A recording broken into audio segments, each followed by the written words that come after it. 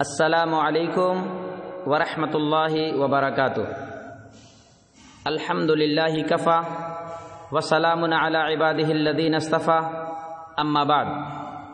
معزز سامعین کرام، آج 21 محرم الحرام 1442 ہجری مطابق 10 سپتمبر 2020 عیسوی بروز جمعرات کا دن ہے، اور آج میں آپ لوگوں کی خدمت میں سنن ابی داؤد کی 2 حدیثیں، حدیث نمبر 23 اور حدیث نمبر 24 پیش کرنے جا رہا ہوں۔ امام ابو داؤد رحمہ اللہ نے حدیث نمبر 23 کو کتاب الطہارہ باب البول قائما کے تحت لے کر کے آئے ہیں، یعنی کھڑے ہو کر کے پیشاب کرنا، یہ باب انہوں نے قائم کیا ہے۔ اور اس باب کے تحت جو حدیث لائے ہیں اس کی روایت کرنے والے صحابی حضرت حذیفہ بن یمان رضی اللہ عنہ ہیں۔ حضرت حذیفہ بن یمان رضی اللہ عنہ کی ولادت، ان کی پیدائش 6 صدی عیسوی کی بالکل آغاز میں ہوا مدینہ منورہ کے اندر، اور 55 یا 56 سال کی عمر میں سن 656 عیسوی میں مدائن کے اندر ان کا انتقال ہوا، اور ایک دوسری روایت سے پتہ چلتا ہے کہ کوفہ کے اندر ان کا انتقال ہوا۔ بہرحال آئیے وہ میں روایت آپ کے سامنے پیش کرتا ہوں جسے حضرت حذیفہ بن یمان نے اللہ کے رسول سے روایت کیا ہے۔ عن حذیفہ قال، حضرت حذیفہ بن یمان رضی اللہ عنہ بیان فرماتے ہیں، اتا رسول اللہ صلی اللہ علیہ وسلم سباتۃ قوم، اللہ کے رسول صلی اللہ علیہ وسلم ایک قوم کے کوڑے کے ایک ڈھیر پر آئے، فبال قائما، اور اللہ کے نبی اس کوڑے کے ڈھیر کے اوپر کھڑے ہو کر کے پیشاب کیا، ثم دعا بماء، پھر اللہ کے نبی نے پانی منگوایا اور وضو کیا، فمسح علی خفیہ، اور پھر اللہ کے نبی نے اپنے دونوں موزوں کے اوپر مسح کیا۔ اللہ کے نبی صلی اللہ علیہ وسلم کی اس حدیث سے 2 باتیں معلوم ہوئی۔ پہلی بات یہ کہ ضرورت کے تحت کھڑے ہو کر کے پیشاب کیا جا سکتا ہے، اس میں کوئی مضائقہ نہیں ہے۔ جیسے اگر کوئی کسی کے پیر میں درد ہے، کوئی پریشانی ہے، بیٹھ کر کے پیشاب کرنے میں اسے دقت ہوگی، تو ایسی صورت میں مذہب اسلام نے کھڑے ہو کر کے پیشاب کرنے کی اجازت دی ہے کہ وہ ایسا انسان کھڑے ہو کر کے بھی پیشاب کر سکتا ہے۔ یا کسی اور موقع پر ضرورت کے تحت انسان کھڑے ہو کر کے پیشاب کر سکتا ہے، اس شرط کے ساتھ کہ چھینٹے پڑنے کا اندیشہ نہ ہو۔ چنانچہ اس حدیث کے پیش نظر کئی ایک صحابہ کرام کا یہ موقف تھا کہ کھڑے ہو کر کے بھی پیشاب کیا جا سکتا ہے، جن میں سر فہرست حضرت عمر بن خطاب رضی اللہ عنہ ہیں، حضرت علی بن ابی طالب رضی اللہ عنہ ہیں، حضرت عبداللہ بن عمر اور حضرت زید بن ثابت وغیرہ رضی اللہ عنہم اجمعین شامل ہیں، جن کا یہ موقف تھا کہ کھڑے ہو کر کے بھی پیشاب کسی ضرورت کے تحت کیا جا سکتا ہے، جبکہ وہ جگہ ملائم ہو، چھینٹے پڑنے کا اندیشہ نہ ہو۔ لیکن سنت یہ ہے کہ آدمی بیٹھ کر کے ہی پیشاب کرے، کیونکہ حضرت عائشہ صدیقہ رضی اللہ عنہا سے مروی ہے کہ جو شخص تمہیں یہ بیان کرے، تمہیں یہ بتائے کہ نبی کریم صلی اللہ علیہ وسلم کھڑے ہو کر کے پیشاب کیا کرتے تھے، تو اس کی بات تصدیق نہ کرو، کیونکہ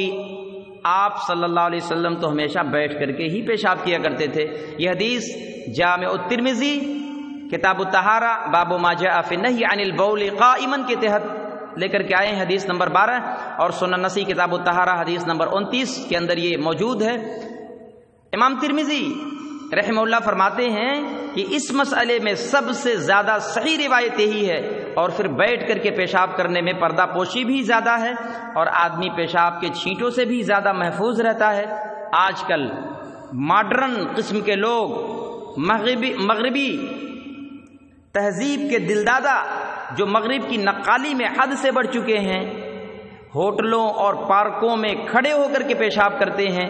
اور اس میں فخر محسوس کرتے ہیں، حالانکہ ہر معاملے میں غیروں کی نقالی کرنا سراسر حدیث رسول کے خلاف ہے۔ اللہ کے نبی کی مشہور روایت ہے، من تشبہ بقوم فہو منہم، جو کسی قوم کی نقالی کرتا ہے اس کا شمار انہی لوگوں میں سے ہوگا، وہ ہم میں سے نہیں ہے۔ اللہ تعالیٰ